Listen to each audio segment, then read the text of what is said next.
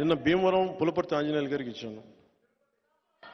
తిరుపతి ఏమో మన జంగం శ్రీనివాసులు గారికి ఇచ్చాను. గాజువాకేమో తెలుగుదేశం వాళ్ళు తీసేసుకున్నారు అనుకుంటాను ప్రస్తుతానికి. సో పోనీ పిఠాపురం తీసుకుందామంటే మా ఉదయ్ ఉన్నాడు ఇక్కడ. సో ఉదయ్ని ఏం అడగాలో తెలియట్లే. సో ఉదయ్ని అడిగి పిఠాపురం ఖాయం చేసుకోమని చెప్తాను.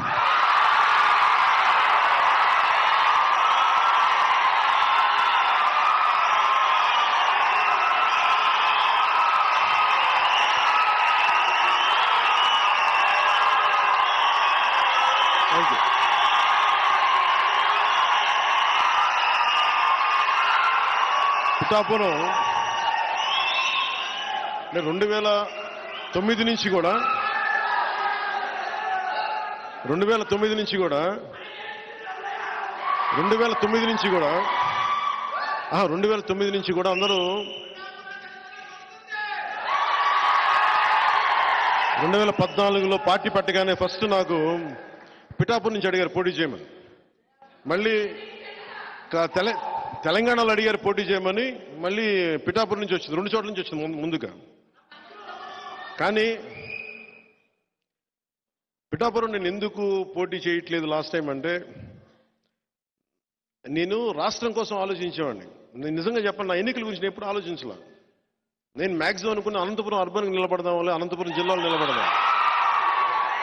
అందుకు 2015లో పార్టీ ఆఫీస్ అక్కడి నుంచే ప్రారంభించాను. మంగళగిరి నుంచి ప్రారంభించాలి, అక్కడి నుంచి ప్రారంభించాను, అనంతపురం నుంచి. కానీ దాన్ని ఇప్పుడు నేను ఒక బాధ్యతను మోస్తున్నప్పుడు, నేను ఒక బాధ్యత ఇచ్చినప్పుడు దాన్ని మోసుకెళ్లే వ్యక్తుల సమూహం లేదు నాకు అక్కడ. అందుకని వదిలేయాల్సి వచ్చింది.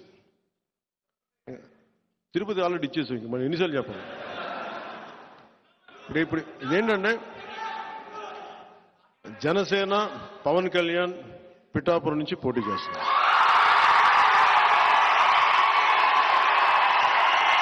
నా గురువు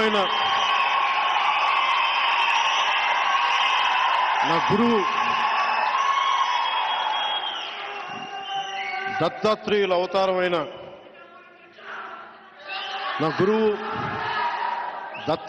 అవతారమైన శ్రీపాద శ్రీవల్లభుడు జన్మస్థలం అది.